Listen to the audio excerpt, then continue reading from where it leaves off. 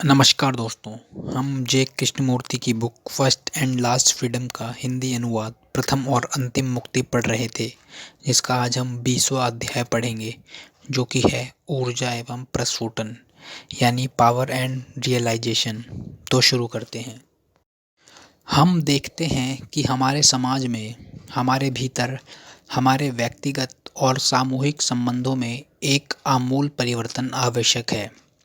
यह परिवर्तन कैसे लाया जाए?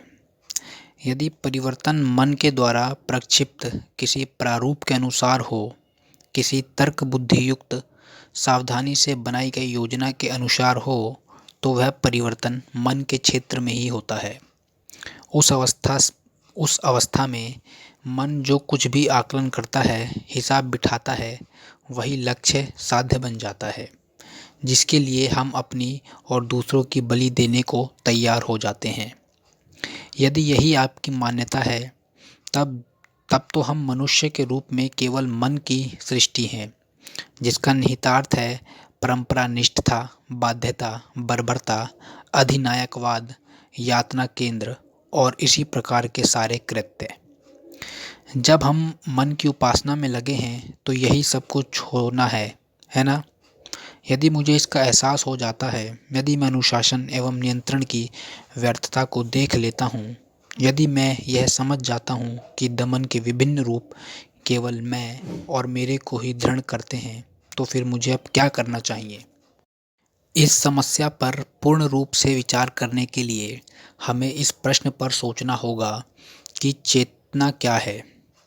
पता नहीं आपने कभी इस समस्या पर खुद से विचार किया है या केवल चेतना के विषय में कहे गए आप्त वचनों को दोहराया भर है। मुझे नहीं मालूम आपने अपने अनुभव से, अपने अध्ययन से चेतना के बारे में कितना जाना है। केवल उसी चेतना के विषय में नहीं जो नित्य प्रति के क्रियाकलाप में रहती है, बल्कि उस चेतना के विषय में भी जो अव्यक्त है, गहन है, कहीं अधिक समृद्ध है और जिस तक पहुंचना भी कहीं अधिक कठिन है। यदि हमें अपने और इस प्रकार संसार के मूलभूत परिवर्तन के प्रश्न पर विचार करना है और इस परिवर्तन के चलते एक उत्साह, एक उत्कंठा, एक आस्था, एक आशा, एक दृढ़ता को जगाना है, जो हमें कार्य करने के लिए आवश्यक प्रेरणा प्रदान करे, यदि हमें यह सब समझना है, तो क्या चेतना के इस प्रश्न पर अन्वेषण करना आवश्यक नहीं होगा? हम देख सकते हैं कि चेतना से मन के सतही स्तर पर हमारा क्या अभिप्राय है। स्पष्ट है कि उस स्तर पर चेतना सोचने की प्रक्रिया है, विचार है। विचार स्मृति का शाब्दीकरण का परिणाम है। यह अनुभवों का नामांकन, अभिलेख और संचयन है, ताकि हम विचार संप्रेषण के योग्य हो सकें। इस स्तर पर अनेक प्रकार के निग्रह, नियंत्रण, प्रतिबंध व अनुशासन भी हैं। इन सबसे हम अच्छी तरह परिचित हैं।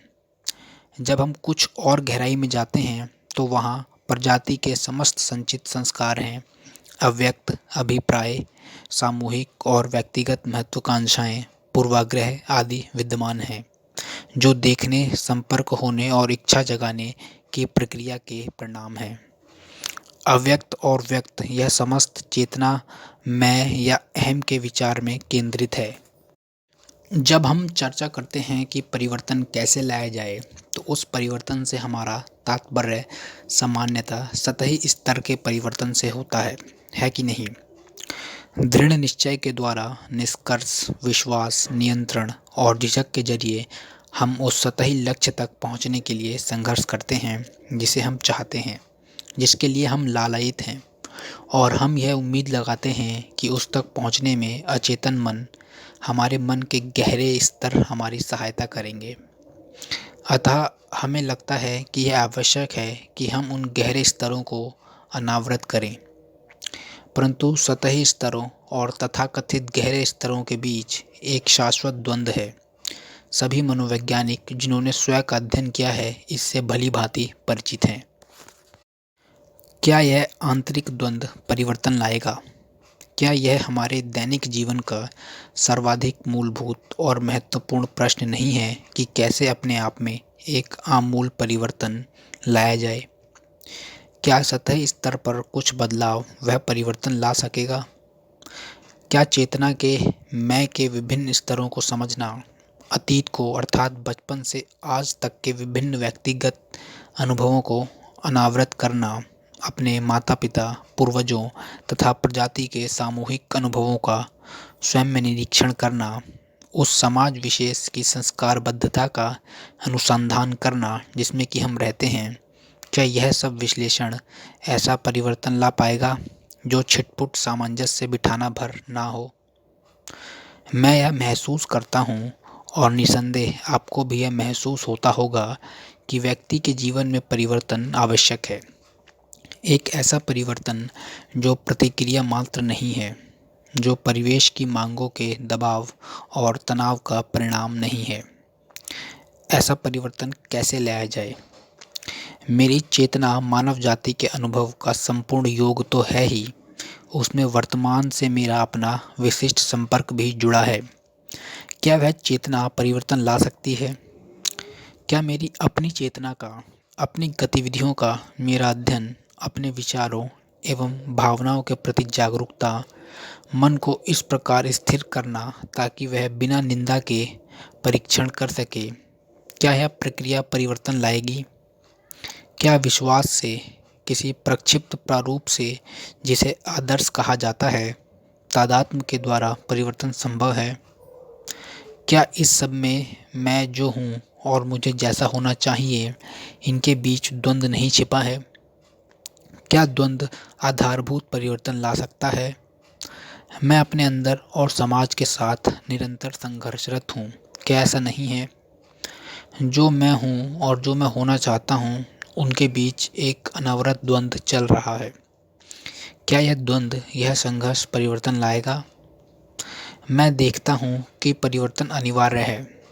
क्या इस परिवर्तन को मैं अपनी चेतना की समस्त प्रक्रिया की जांच परख करके, दमन के विभिन्न प्रकारों का अभ्यास करके, अनुशासन द्वारा, संघर्ष द्वारा ला सकता हूँ? मैं महसूस करता हूँ कि ऐसी कोई प्रक्रिया आमूल परिवर्तन नहीं ला सकती। इस बारे में किसी संशय की गुंजाइश नहीं है, और यदि यह प्रक्रिया कोई परिवर्तन, कोई गहरी आंतरिक क्रांति नहीं ला सकती, तो फिर यह कैसे होगा? सच्ची क्रांति आप कैसे लाएंगे? वह शक्ति, वह सृजनशील ऊर्जा क्या है जो उस क्रांति को जन्म देती है, और कैसे उस ऊर्जा को विमुक्त किया जाए? आपके विभिन्न अनुशासनों का अभ्यास किया है, आप अनेक आदर्शों के और विभिन्न परिकल्पनात्मक सिद्धांतों के पीछे दौड़े हैं कि आप ईश्वर हैं, और यदि आप अपने इस स्वरूप की अनुभूति कर सकें, अथवा आत्मन, परम अवस्था, या जो भी इसे आप कहें, उसका अनुभव कर सकें, तो वही साक्षात्कार आमूल परिवर्तन ले आएगा। परंतु क्या ऐसा होगा? पहले तो आप यह मान लेते हैं कि कोई सत्ता है जिसके कि आप अंश हैं, और फिर उसके चारों ओर अनेक सिद्धांतों, परिकल्पनाओं, विश्वासों, मतवादों, मान्यताओं को निर्मित करते हैं, जिनके अनुसार आप जीते हैं। उस प्रारूप के अनुसार विचार एवं कर्म करके आप आमूल परिवर्तन ला पाने की आशा करते हैं। क्या आप ऐसा कर पाएंगे? मान लीजिए कि आप स्वीकार कर लेते हैं, जैसा कि अधिकांश तथाकथित धार्मिक व्यक्ति स्वीकार करते हैं, कि आप में मूल रूप से, आंतरिक रूप से यथार्थ तत्व का सार है, और कि सद्गुण के संवर्धन के द्वारा अनेक प्रकार के अनुशासन, नियंत्रण, दमन, निषेध, त्याग के द्वारा यदि आप उस तत्व के संपर्क में आ सकें, तो आवश्यक परिवर्तन संभव होगा। लेकिन क्या यह सब मानना विचार का ही हिस्सा नहीं है? क्या यह एक संस्कारग्रस्त मन का परिणाम नहीं है? एक ऐसे मन का जो किसी खास तरह से सोचने के लिए, विशेष प्रारूपों के अनुसार सोचने के लिए विकसित किया गया है। पहले तो आप किसी प्रारूप, विचार, वाद, विश्वास, आशा को रचते हैं, और तब उस मूलभूत परिवर्तन के लिए आप अपनी इस सृष्टि की ओर ही ताकते हैं। हमें पहले मैं की, मन की असाधारण रूप से सूक्ष्म गतिविधियों का अवलोकन करना होगा। हमें पहले विचारों, विश्वासों, परिकल्पनाओं के प्रति जागरूक होना होगा, और उन सबको एक तरफ कर देना होगा, क्योंकि वे सब तो छलावे हैं। हो सकता है कि औरों ने यथार्थ का अनुभव किया हो, लेकिन यदि आपने उसका अनुभव नहीं किया है तो उससे क्या लाभ कि आप इसके बारे में अनुमान लगाते रहें या कल्पना करते रहें कि आप सार रूप में कुछ यथार्थ शाश्वत ईश्वर रूप हैं। यह सब विचार के क्षेत्र में ही है, और जो भी विचार से निकला है वह संस्कारबद्ध है, समय और स्मृति की पैदाइश है, इसलिए वह यथार्थ नहीं है। यदि किसी को वास्तव में इसकी अनुभूति होती है, ना कि अनुमान लगाकर या मूर्खतापूर्ण कल्पना करके, बल्कि वास्तव में यदि कोई इस सत्य को देख पाता है कि अनुमान पर आधारित खोज में अथवा दार्शनिक अन्वेषण में होने वाली मन की कोई भी क्रिया, कोई भी कल्पना या आशा केवल आत्मछल है, तब वह शक्ति, वह सृजनशील ऊर्जा क्या है जो यह मूलभूत परिवर्तन ला पाएगी। हमने चेतन मन का उपयोग किया है, अर्थात हमने तर्क का सहारा लिया है, विरोध अथवा स्वीकार किया है, विषय को स्पष्ट अथवा अस्पष्ट रूप से देखा है। इससे आगे जाने के लिए एवं अधिक गहराई से अनुभव करने के लिए क्या एक ऐसे मन की आवश्यकता नहीं है जो खोज पाने के लिए निश्चल एवं सतर्क हो? तब विचारों के पीछे दौड़ना नहीं होता, क्योंकि यदि आप एक विचार के पीछे जाते हैं तो जो कहा जा रहा है उसको समझने वाला कोई विचारक भी अस्तित्व में आ जाता है और आप तुरंत द्वैत खड़ा कर लेते हैं। यदि आप मूलभूत परिवर्तन के इस विषय में और आगे जाना चाहते हैं तो क्या यह जरूरी नहीं है कि चंचल मन खामोश हो? निसंदेह जब मन मौन होता है, केवल तभी वह दो अलग अलग प्रक्रियाओं के रूप में विचारक और विचार, अनुभवकर्ता और अनुभव, दृष्टा और दृश्य की असाधारण कठिनाइयों को, उसके जटिल निहितार्थों को समझ सकता है। यह मनोवैज्ञानिक और सृजनशील क्रांति जिसमें मैं नहीं रह जाता तभी होती है जब विचारक और विचार एक होते हैं, जब वह द्वैत नहीं होता जिसमें विचारक विचार को नियंत्रित करता है। और मेरा कहना है कि यह अनुभूति ही एक ऐसी सृजनशील ऊर्जा को विमुक्त करती है जो मूलभूत परिवर्तन ले आती है, मनोवैज्ञानिक मैं को ध्वस्त कर देती है। हम ताकत के मार्ग को जानते हैं, अधिकार की ताकत, अनुशासन की ताकत, बाध्यता की ताकत, राजनीतिक ताकत। इन सब के द्वारा हम आमूल परिवर्तन की आशा रखते हैं, परंतु ऐसी ताकत और अधिक अंधकार को, विघटन को, बुराई को जन्म देती है तथा मैं को दृढ़ करती है। हम व्यक्तिगत व सामूहिक रूप से शक्ति के उपार्जन के अनेक प्रकारों से परिचित हैं, लेकिन हमने कभी प्रेम के मार्ग को नहीं परखा। हम जानते तक नहीं कि उसका अर्थ क्या है, और प्रेम तब तक संभव नहीं है जब तक कि विचारक है, मैं का केंद्र है। तो यह सब जानते हुए हमें करना क्या होगा? निश्चित ही दैनिक जीवन में नित्य प्रति का सजग अवलोकन और क्षण प्रतिक्षण अपने चेतन एवं अचेतन अभिप्रायों के प्रति जागरूकता ही आमूल परिवर्तन एवं सृजनशील मनोवैज्ञानिक निर्मित लाने में सक्षम है।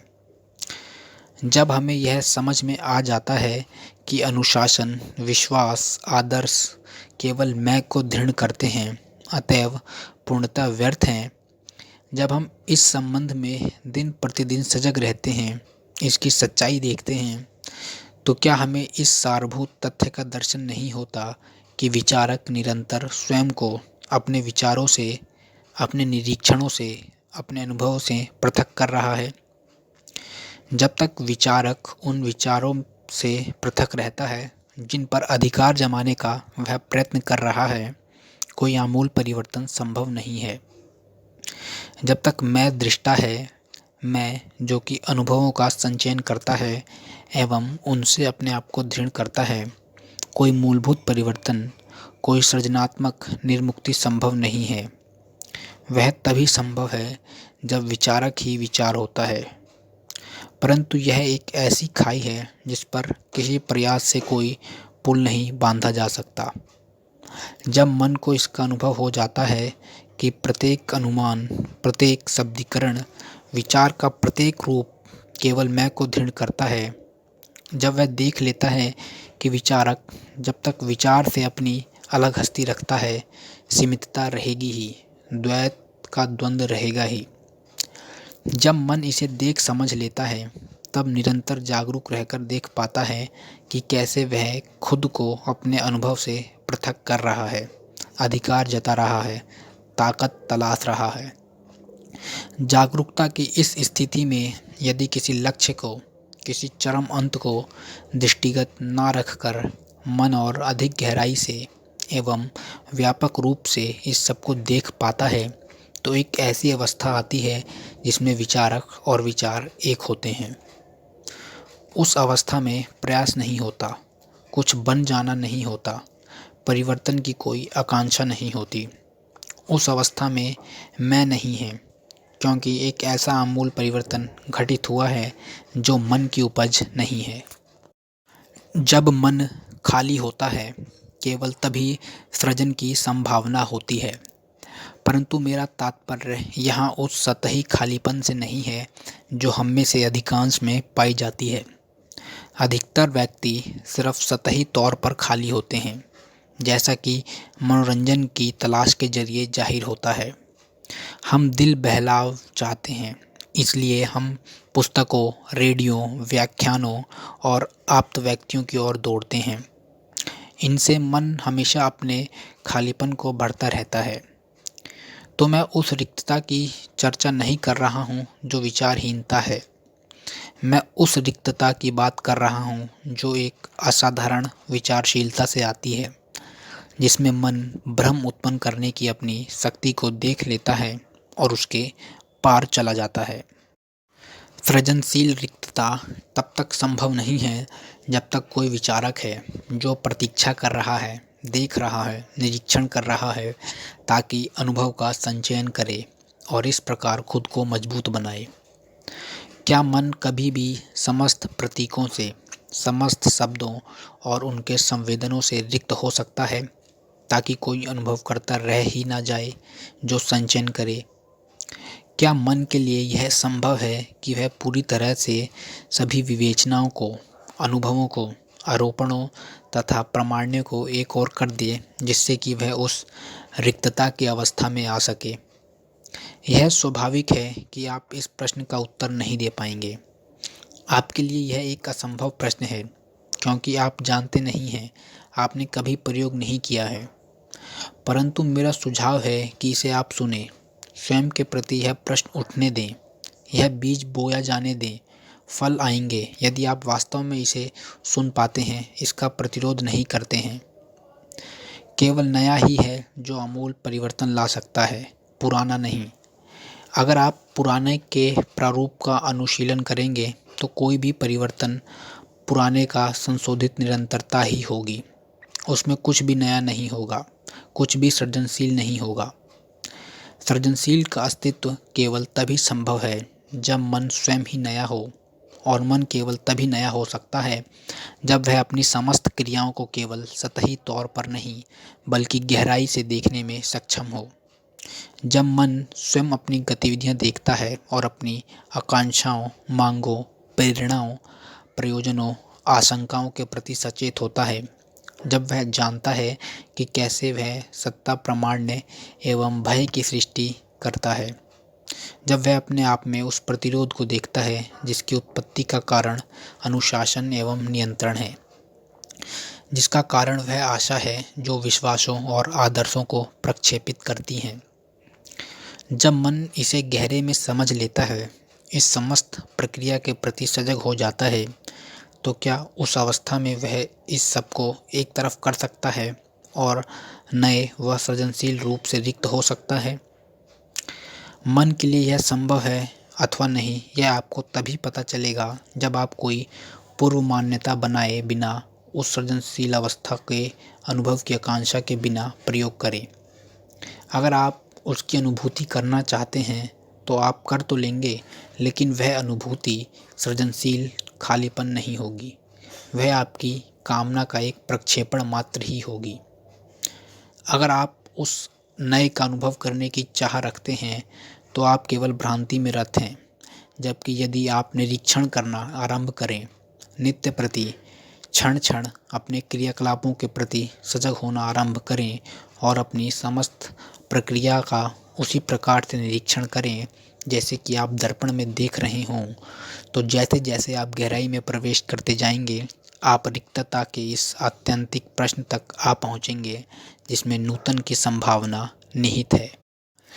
सत्य, ईश्वर या उसे जो भी आप कहें, कुछ ऐसा नहीं है जिसे अनुभव किया जा सके, क्योंकि अनुभवकर्ता तो समय का परिणाम है, वह स्मृति का, अतीत का परिणाम है। और जब तक अनुभवकर्ता होता है, यथार्थ हो नहीं सकता। यथार्थ केवल तभी होता है जब मन विश्लेषक से, अनुभवकर्ता तथा अनुभव से पूर्णतः मुक्त हो। तब आपको उत्तर मिल जाएगा। तब आप देख पाएंगे कि परिवर्तन आपके बिना चाहे ही आता है, कि सृजनशील रिक्तता की अवस्था कोई ऐसा लक्षण नहीं है जिसका संवर्धन किया जाए। यह तो बस है, वह चुपके से आती है, बिना किसी आमंत्रण के, और केवल उसी अवस्था में नवजीवन, नूतनता और क्रांति की संभावना होती है। तो दोस्तों, ये आखिरी अध्याय यहीं ख़त्म होता है। उम्मीद करता हूँ आपको अच्छा लगा होगा और समझ में भी आया होगा। अगर अच्छा लगा तो वीडियो को लाइक करें और चैनल को सब्सक्राइब करें। And finally, thank you for your valuable time.